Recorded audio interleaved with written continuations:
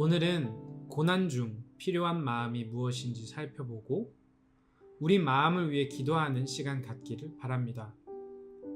오늘 말씀은 시편 25편에서 오는데요.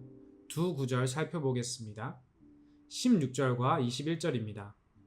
먼저 16절.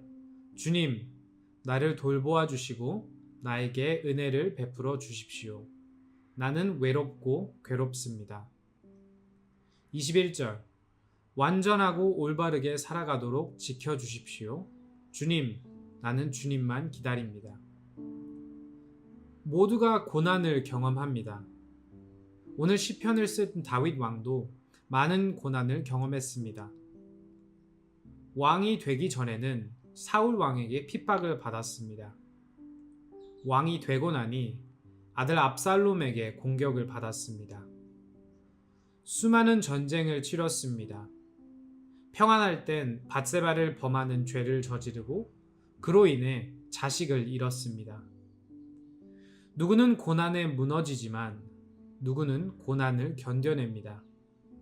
다윗 왕은 고난에 무너지지 않았습니다. 견뎌냈습니다. 그럼 고난 중 다윗 왕은 어떤 마음을 품고 어떤 기도를 했을까요? 먼저 16절. 나는 외롭고 괴롭습니다. 라고 고백합니다.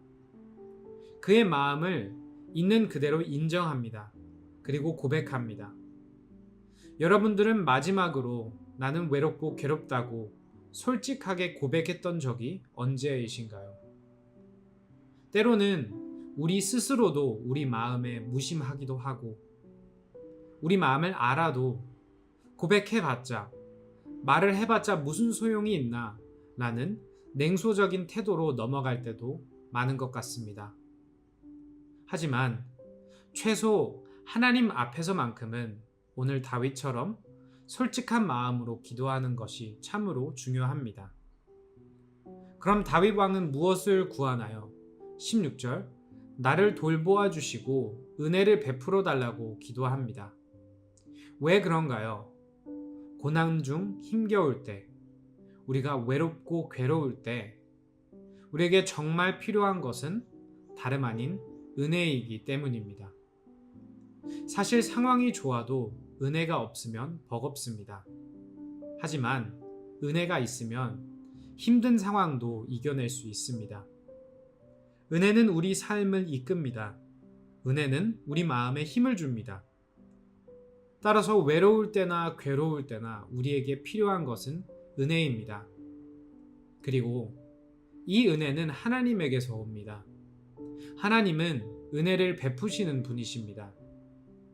도저히 은혜를 누릴 수 없을 것 같이 암울한 상황과 고난 가운데서도 단비처럼 우리 마음속에 은혜를 내려주셔서 새로운 마음과 새로운 힘을 주실 수 있으신 분이십니다.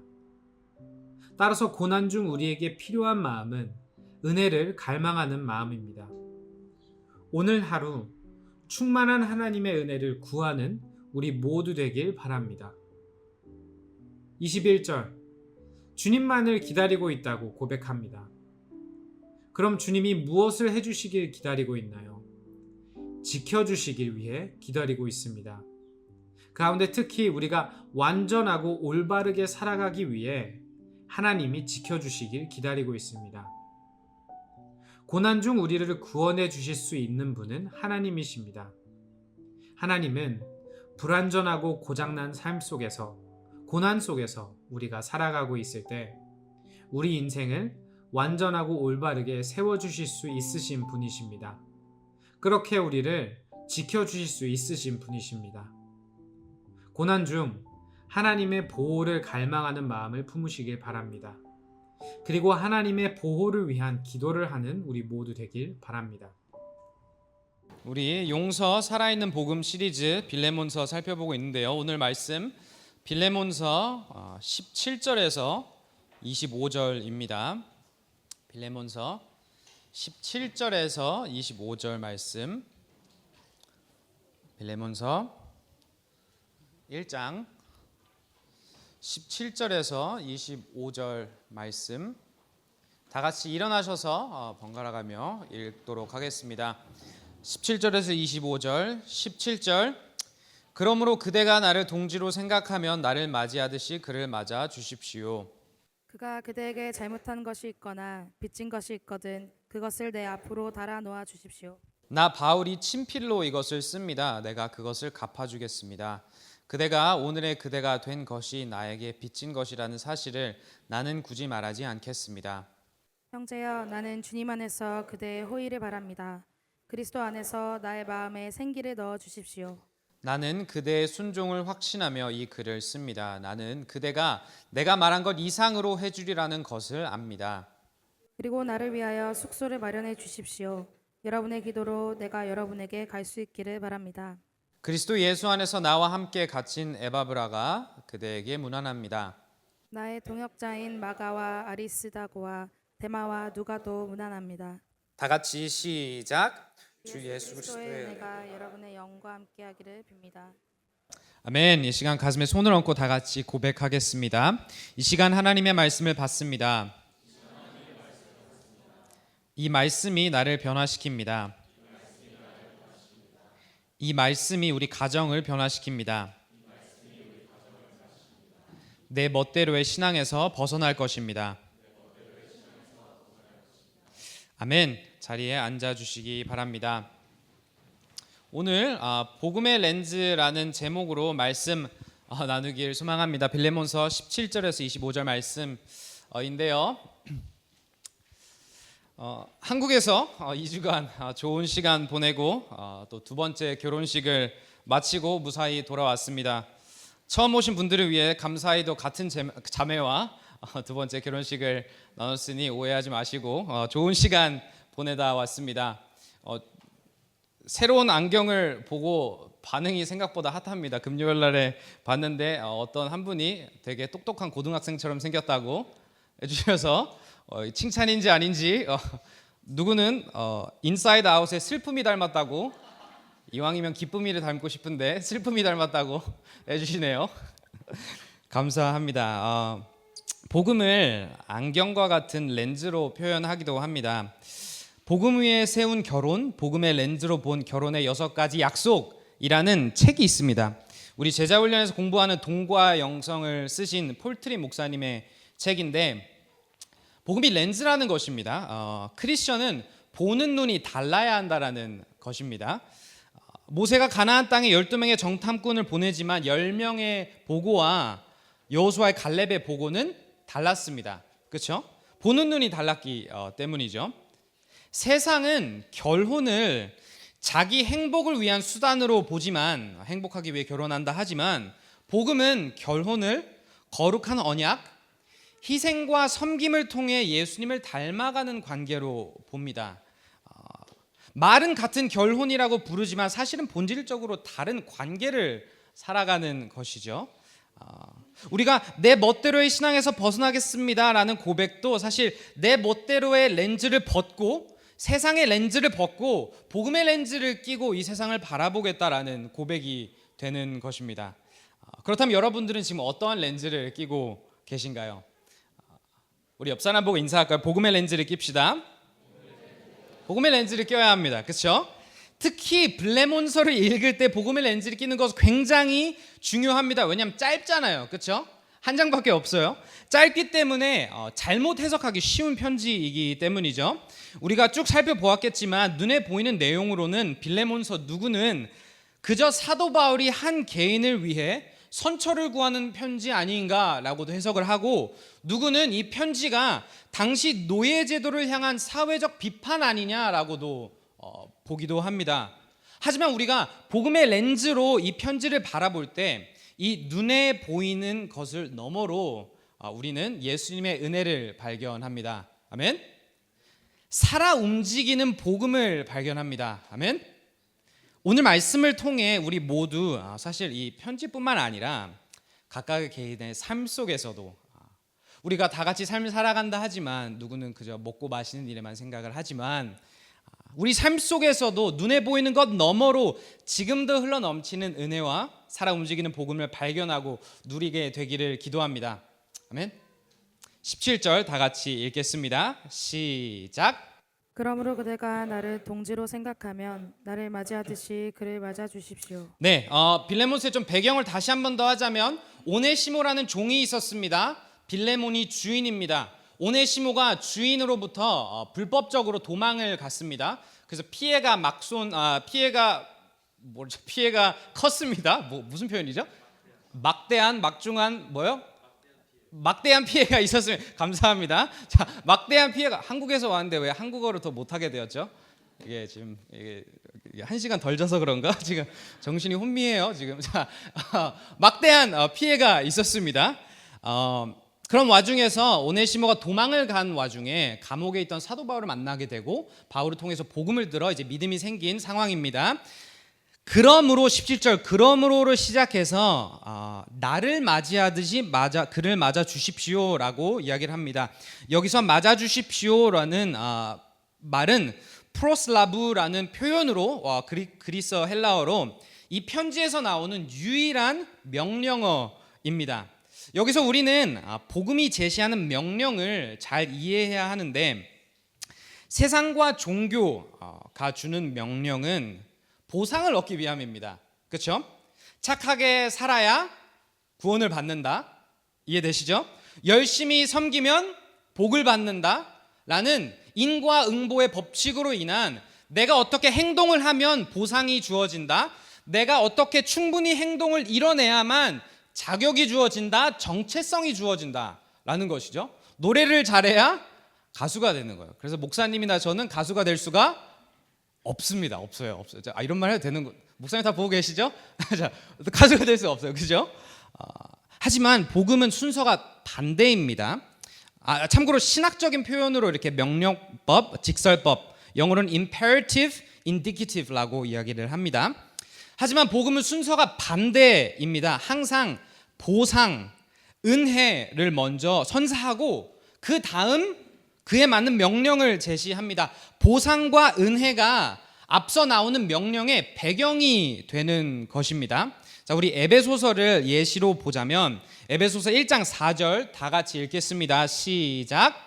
하나님은 세상 창조 전에 그리스도 안에서 우리를 택하시고 사랑해 주셔서 하나님 앞에서 거룩하고 흠이 없는 사람이 되게 하셨습니다. 네, 이어서 4장 1절 시작.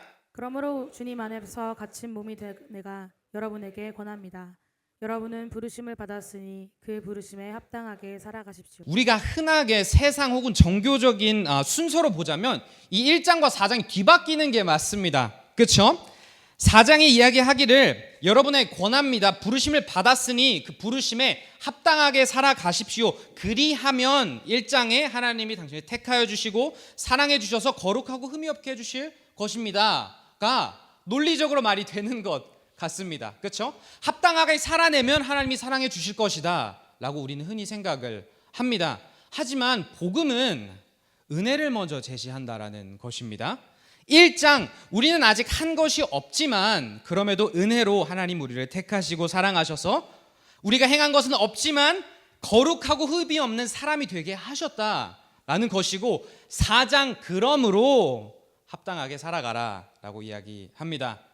실제로 에베소서가 몇 장인지 아시는 분 혹시 에베소서는 총 몇 장일까요? 아시는 분이 없으신가요? 총 6장입니다. 에베소서는 총 6장이 있는데 총 6장 중에서 1장부터 3장은 우리가 편히 이야기 indicative 그런 은혜와 구원이 어떤 것인 데서 이야기를 하고 구원 안의 정체성을 이야기하고 4장부터 6장은 그러므로라고 하면서 어떻게 살아가야 할지 주인으로서 남편으로서 어떻게 살아갈지를 쭉 이야기합니다. 그 외에 골로새서도 4장인데 1장부터 2장 은혜, 3장부터 4장 명령에 대해서 이야기하고 로마서 16장인데 1장부터 11장 은혜, 12장부터 명령 그래서 쭉 이야기를 합니다. 이 은혜와 명령의 순서가 뒤바뀌어서는 안 됩니다. 그럴 때 더 이상 복음이 아닌 종교가 되는 것이죠. 은혜가 아니라 보상이 되는 것입니다. 은혜 없는 종교적 노력과 열심이 가득해지는 것이죠. 각각 따로 분리해서 읽어도 안 됩니다.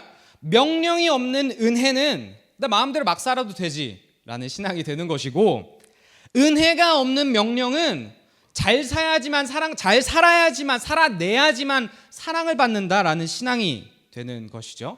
둘 다 복음의 렌즈, 복음적인 신앙은 아닙니다.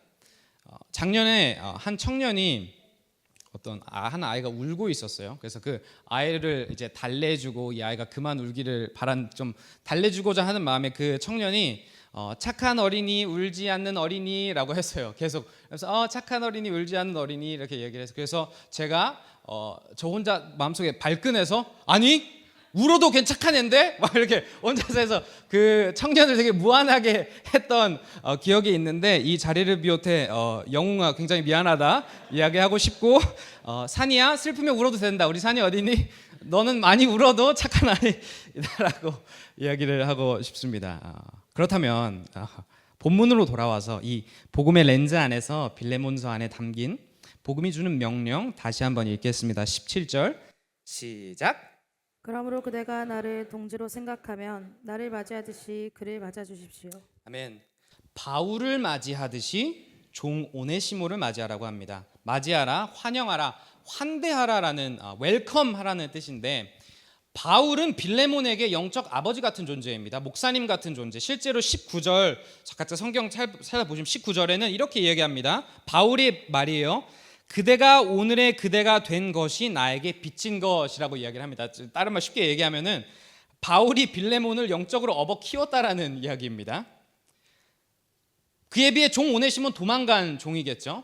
본질적으로 이야기하자면 빌레몬에게 있어 바울은 환대를 받을 자격이 있는 사람이고 오네시모는 환대를 받을 자격이 없는 사람이다라는 것입니다. 따라서 오늘 빌레몬과 우리들에게 주어진 복음의 명령은 무엇이냐? 단순히 오네시모를 용서해줘라, 잘못을 눈 감아주어라, 이 너머로 더 본질적으로 자격 없는 자를 자격 있는 자처럼 맞이하고 환대해라, 은혜를 베풀어 달라라는 명령입니다. 옆 사람에게 인사할까요? 은혜를 베풉시다. 은혜를 베풉시다.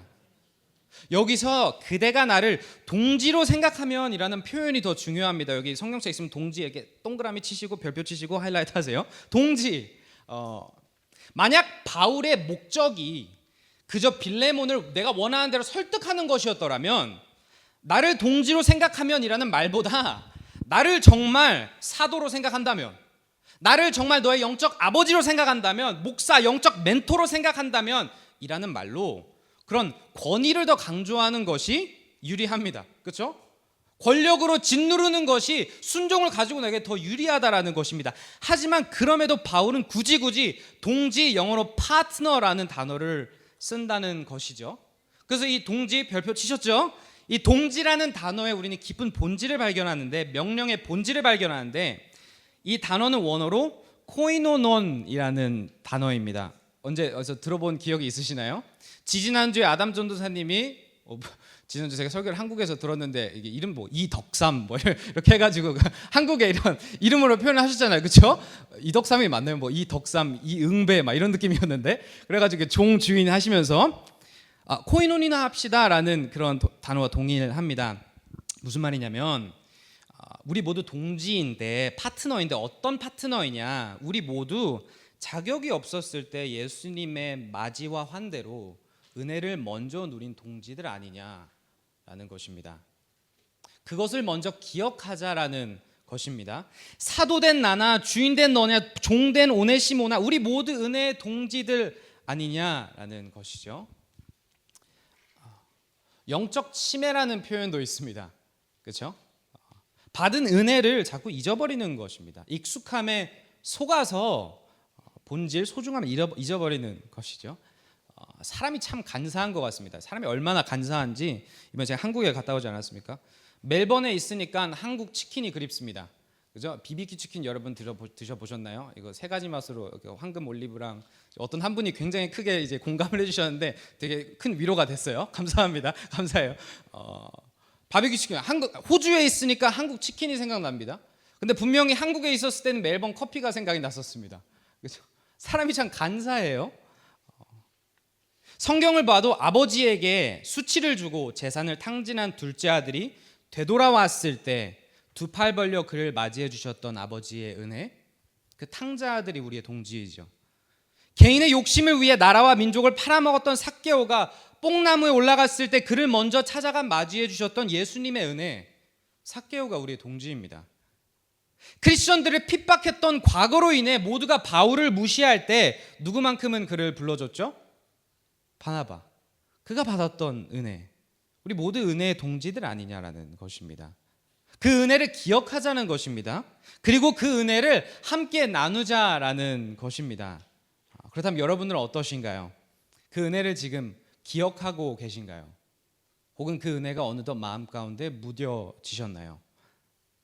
이 시간 은혜로 서로를 맞이하라 부르십니다. 은혜를 기억하고 은혜를 나누는 인브레이스 교회 되기를 간절히 소망합니다. 아멘.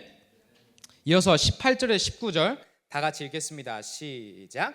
그가 그대에게 잘못한 것이 있거나 빚진 것이 있거든 그것을 내 앞으로 달아놓아 주십시오. 나 바울이 친필로 이것을 씁니다. 내가 그것을 갚아주겠습니다.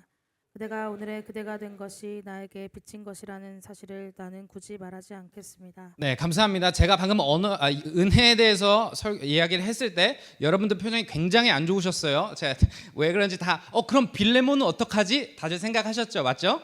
그럼 종 도망가서 빌레몬 돈 많이 잃었는데 어떡하지? 그 피해는 어떻게? 다들 생각하셨죠? 마냥 은혜만 나누라는 건가? 다들 생각하셨죠? 그 피해는 어떡하냐? 실제로 빌레몬 부자였습니다. 교회가 그 집에서 모일 만큼 집이 컸습니다. 많은 종들을 거느렸을 것입니다. 오네시모가 도망간 것은 그 자체만으로도 손해이지만 나아가 다른 종들도 그를 보고 나도 도망가 볼까? 라는 생각, 리스크가 있었고, 더군다나 잘못한 그가 돌아왔어요. 근데 이제 그가 크리스천이 되었다라는 이유만으로 그의 잘못에 대한 어떤 처벌이나 어떤 대가 지불 없이 그저 은혜로 환대만 이루어졌다면 다른 종들이 어떻게 생각을 하겠습니까? 그럼 나도 잘못하고 나 이제 크리스천인데요? 괜찮지 않나요? 나 용서해 주실 거죠? 라고 생각을 하며 집안 자체가 무너질 수도 있게 됩니다. 그래서 바울은 오늘 이야기합니다. 잘못한 것이나 빚진 것이 있으면 내 이름으로 달아달라. 19절부터는 바울이 친필로 쓰기 시작합니다. 당시 바울을 비롯해 많은 랍비들은 가르침을 대신 받아 적었던 서기들이 있었습니다. 강조하고 싶은 부분들은 친필로 썼었죠. 내가 그것을 갚아주겠습니다. 바울은 현재 로마 감옥에 있습니다. 같은 시기 썼던 것으로 추정되는 빌립보서를 보면 바울 본인도 교회 후원으로 겨우 버티고 있습니다. 그럼에도 그는 친필로 이야기합니다. 내가 책임질 테니 내 앞으로 달아날라. 요즘은 없는 것 같은데 예전 한국에 동네 슈퍼나 문방구로 가면 외상을 해줬습니다. 혹시 외상 해본 분 계신가요? 감사합니다. 집사님 감사합니다. 외상을 해보신 적 그죠? 탑블레이드라는 팽이 만화가 있었습니다. 탑블레이드 아시는 분 계신가요? 탑블레이드 고마워요. 감사합니다. 자 거기서 초딩 이창호는 주인공 강민을 좋아했습니다. 강민 좋아하셨던 분 계신가요? 강민을 좋아했어요? 강민은 팽이를 돌리면 청룡을 소환했습니다. 블루 드래곤. 그렇죠? 청룡을 소환하고 싶었던 초딩 이창호는 부모님 몰래 무리하게 자금을 땡겨 문방구에서 외상을 하였고 나중에 걸려 비 오는 날 먼지나게 혼났다라는 가슴 아픈 이야기입니다. 오늘 사도 바울은 책임을 집니다. 어떤 책임이냐? 나의 영적 아들이자 오늘 주인인 빌레몬이 은혜를 베풀 수 있도록 내가 돌려보내는 종 오네시모가 그 집에서 은혜를 받을 수 있도록 그렇게 하여 빌레몬과 오네시모 주인과 종 그 가정 안에서 이루어지는 관계와 이루어지는 대화와 이루어지는 문화가 오로지 은혜가 되기 위해 사도 바울이 지금 책임을 지는 것입니다.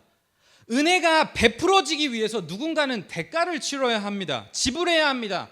누군가의 권리는 누군가의 의무가 되고 누군가의 선물은 누군가의 자발적 부담이 됩니다.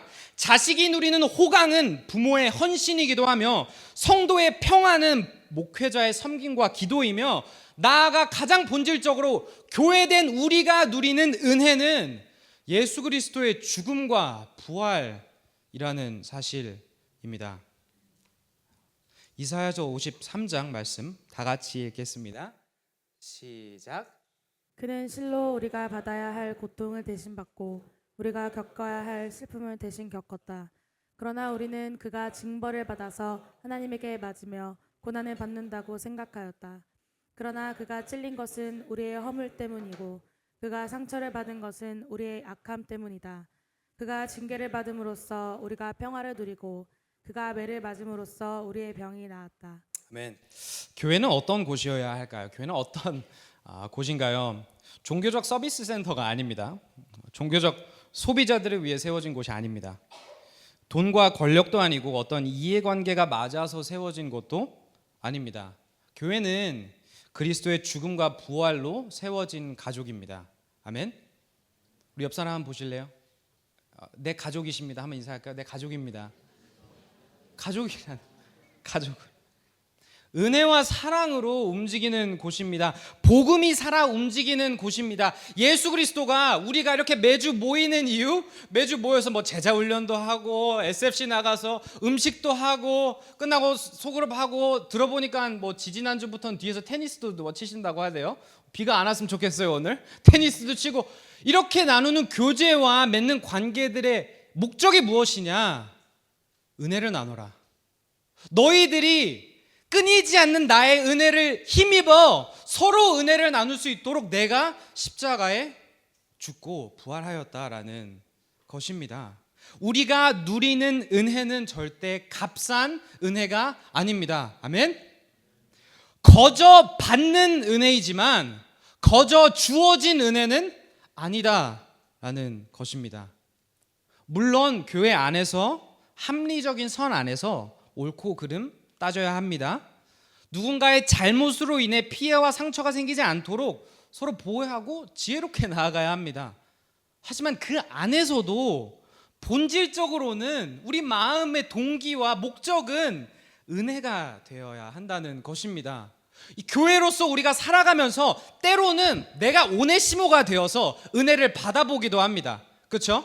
은혜를 받아보고 내가 이런 대접을 받아 선물도 받아보고 우리 아이 탄생했을 때 어르신들이 와가지고 막 반찬 가져다 주시면 아이고 감사합니다 이러면서 은혜도 받아보고 때로는 빌레몬처럼 내가 은혜를 베풀어 보기도 하고 때로는 바울처럼 그 은혜의 대가를 감당하며 섬기기도 하고 은혜가 이 교회 안에서 흘러 넘치도록 은혜가 이 교회의 언어가 되고 이 교회의 문화가 되도록 예수님이 십자가에 돌아가셨다라는 것이고 이것이 복음의 명령이다라는 것입니다.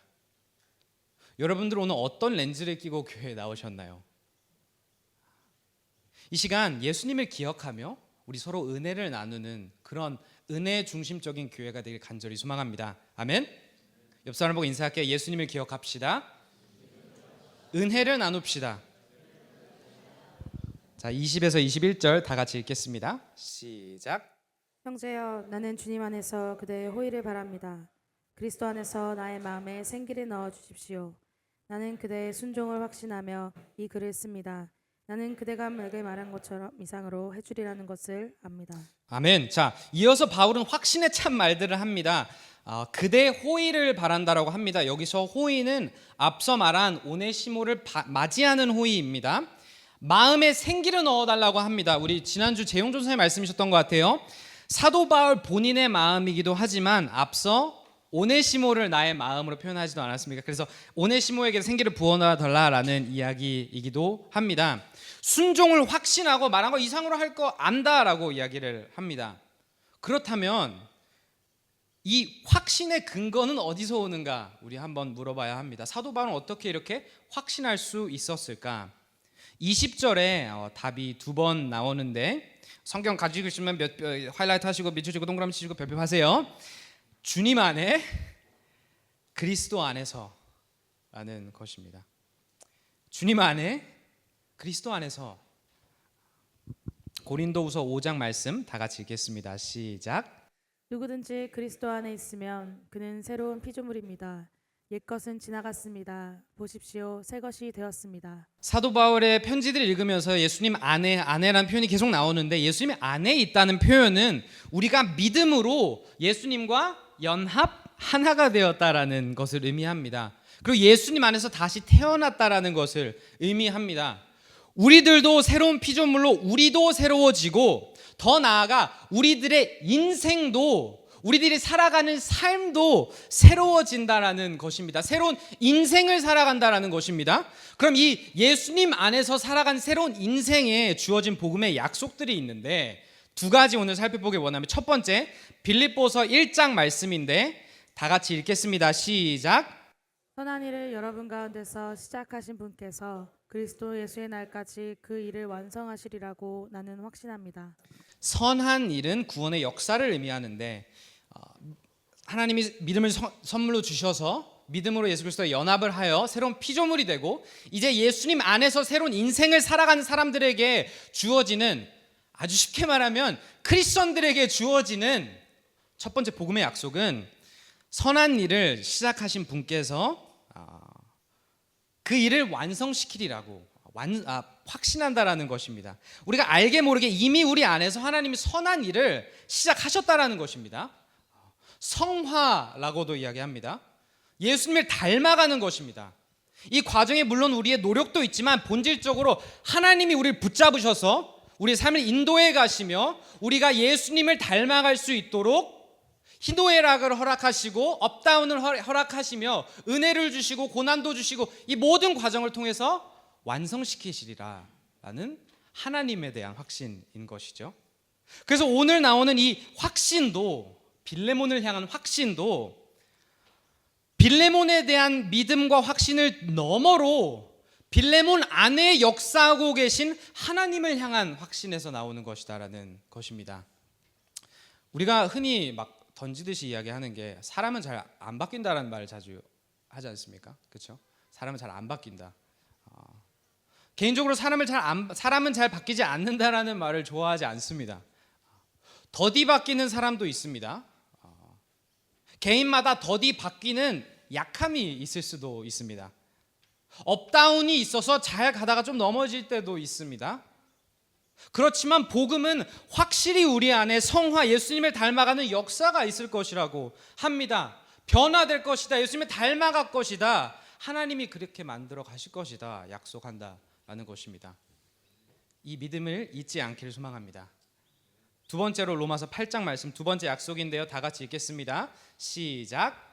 하나님을 사랑하는 사람들, 곧 하나님의 뜻대로 부르심을 받은 사람들에게는 모든 일이 서로 협력해서 선을 이룬다는 것을 우리는 압니다. 예수님 안에 거하는 사람들의 인생 속에서 하나님이 모든 일을 서로 협력하셔서 선을 이루실 것이다 라는 약속, 하나님의 섭리와 주권에 대한 약속입니다. 실제로 우리가 사도 바울이 이런 믿음을 갖고 있었다라는 것을 살펴볼 수 있는데 이어지는 22절에서 25절을 살펴보면 특히 22절에 이렇게 이야기합니다. 나를 위하여 숙소를 마련해 주십시오. 찾아가고 싶다라는 이야기죠. 여러분의 기도로 내가 여러분에게 갈 수 있기를 바랍니다라고 이야기를 합니다.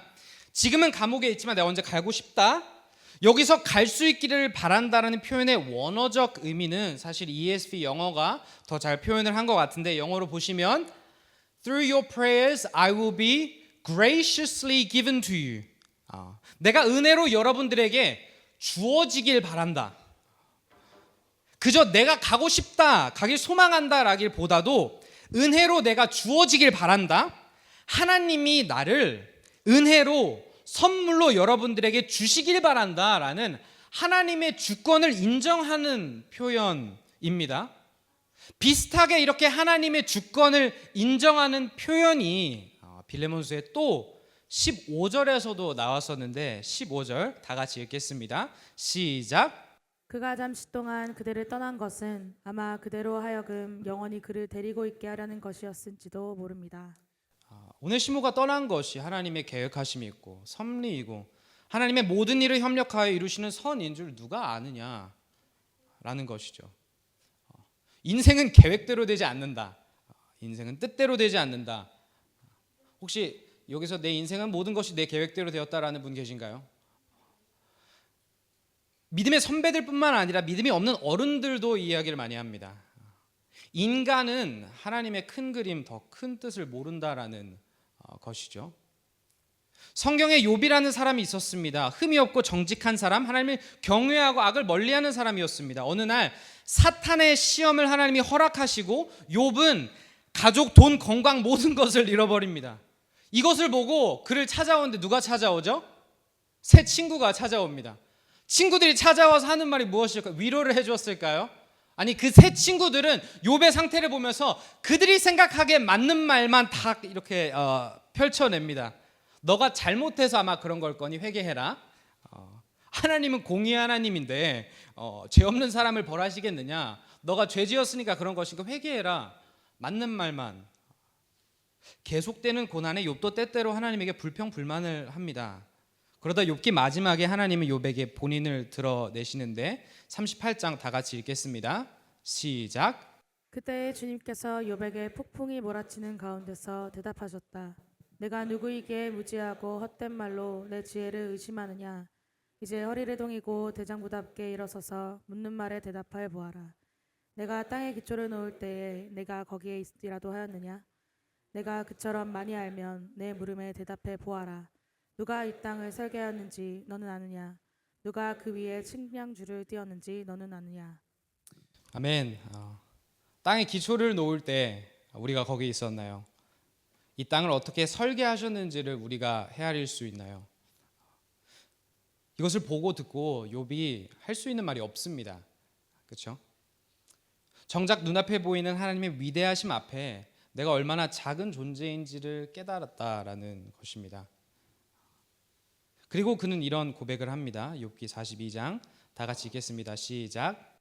욥이 주님께 대답하였다. 주님께서는 못하시는 일이 없으시다는 것을 이제 저는 알았습니다. 주님의 계획은 어김없이 이루어진다는 것도 저는 깨달았습니다. 잘 알지도 못하면서 감히 주님의 뜻을 흐려놓으려 한 자가 바로 저입니다. 깨닫지도 못하면서 함부로 말을 하였습니다. 제가 알기에는 너무나 신기한 일들이었습니다. 아멘. 은혜를 베풀라는 말씀을 전하기가 참으로 어렵습니다. 은혜를 베풀라라는 말씀을 제 자신에게 하기도 참으로 어렵습니다. 더군다나 삶에 우리가 이해하지 못한 어려움들이 찾아오고 목회를 사역을 하다 보니 여러분들의 삶 가운데 있는 어려움들에 대해서 하나씩 더 듣기도 하고 아직은 너무나 어리지만 젊지만 조금씩 그나마 살아가며 들어가며 보고 가며 인생의 고단함을 조금씩이나마 더 배워가다 보니 은혜를 베풀라라는 말을 하기가 참으로 어렵습니다.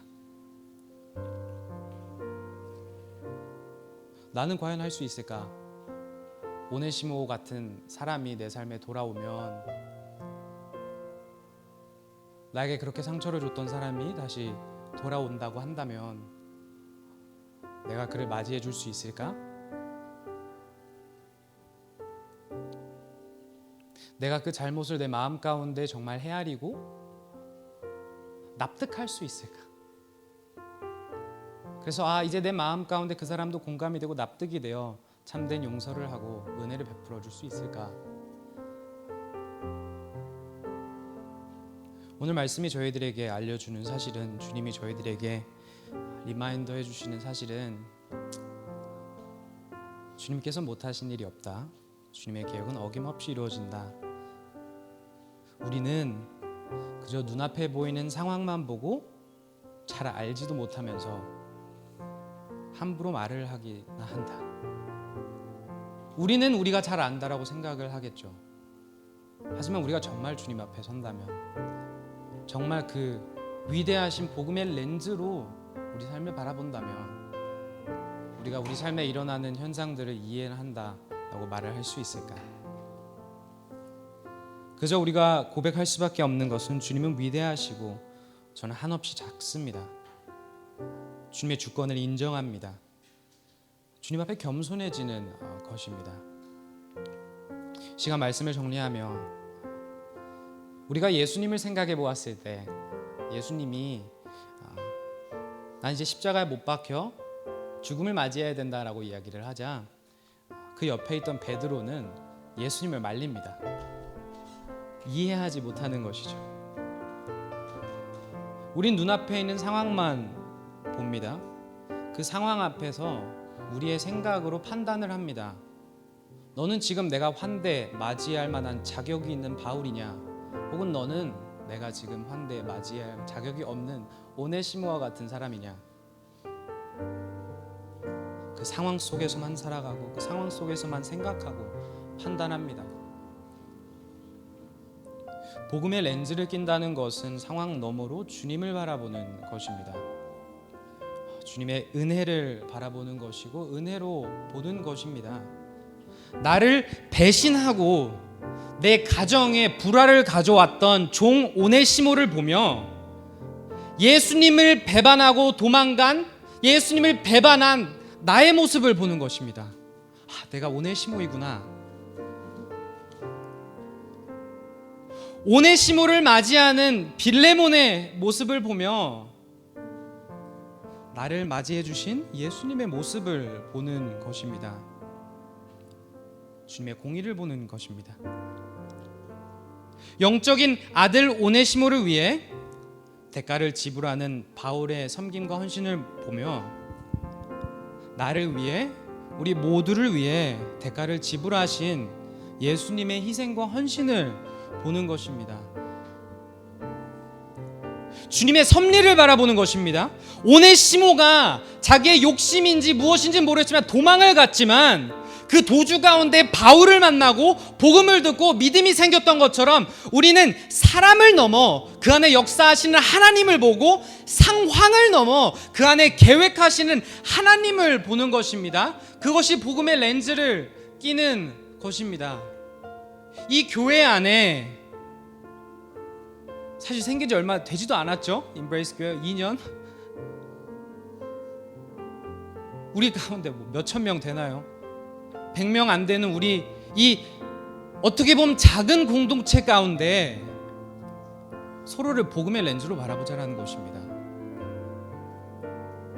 이 사람의 모습을 통해 은혜를 받고 이 사람의 모습을 통해 그 은혜를 전달하고 서로에게 예수님의 모습, 은혜의 모습을 보여주자라는 것입니다. 시간 모두 복음의 렌즈를 통해 하나님 바라보게 되길 소망합니다. 교회 가운데 이런 일 저런 일 참으로 많이도 일어납니다. 이해하지 못하는 상황들 참으로 많이 일어납니다. 하지만 하나님 모든 것을 협력하여 선을 이루십니다. 아멘. 아멘. 우리가 그런 교회가 되기 위해 예수 그리스도는 이미 돌아가셨고 이미 부활을 하셨기 때문입니다. 시간 예수님만을 바라보며 복음의 렌즈를 끼고 서로를 맞이하고 사랑하는 우리 모두 되길 소망합니다.